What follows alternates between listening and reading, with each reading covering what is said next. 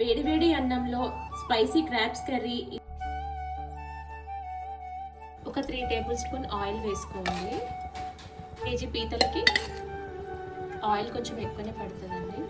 ఇది వేడి అయిందండి. ఇప్పుడు జీలకర్ర, చింతపండు పులుసు వేస్తాం కదా క్రాబ్స్లో, కొంచెం మెంతులు వేస్తే కర్రీకి టేస్ట్ వస్తుంది బాగా.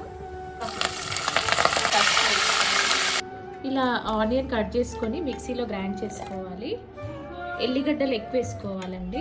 ఒక చిన్న అల్లం ముక్క వేసుకొని గ్రైండ్ చేసుకోవాలి పేస్ట్ లాగా, కర్రీ థిక్నెస్ కోసం. సాజీరా, లవంగ, దాల్చిన, ఇలాచి వేసుకొని మిక్సీ పట్టుకోవాలి. గ్రైండ్ చేసుకున్న పేస్ట్ ఇప్పుడు వేసుకోవాలి. వేసుకొని బాగా ఫ్రై చేసుకోవాలి.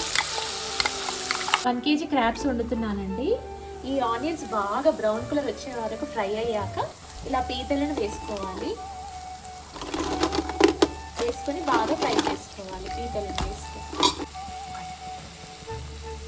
అల్లం పేస్ట్, ఆనియన్ అన్ని దీనికి పట్టేటట్టు మసాలా అంతా దీనికి పట్టే విధంగా ఇలా ఫ్రై చేసుకోవాలి నెమ్మదిగా. లిడ్ పెట్టుకొని ఒక 10 మినిట్స్ క్రాబ్ని ఫ్రై చేసుకోవాలి. 3 టేబుల్ స్పూన్ కారం వేసుకోవాలి. 2.5 స్పూన్ వేసుకోవాలి. 1 టేబుల్ స్పూన్ వేసుకోవాలి.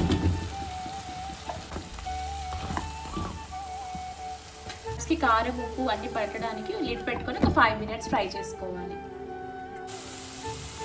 ఇలా బాగా ఫ్రై అయ్యాక మనము చింతపండు నానబెట్టుకున్నాం కదా, హాఫ్ సైజ్ అంతా, అది ఇలా పల్ప్ వేసుకోవాలి. చింతపండు కొంచెము మరిగాక మనకి గ్రేవీ చిక్కగా రావాలంటే వాటర్ పోసుకొని బాయిల్ చేసుకోవాలి. 2 టేబుల్ స్పూన్ ధనియా పౌడర్ వేసుకోవాలి. 1 టేబుల్ స్పూన్ గరం మసాలా వేసుకోవాలి. కొత్తిమీర వేసుకోవాలి.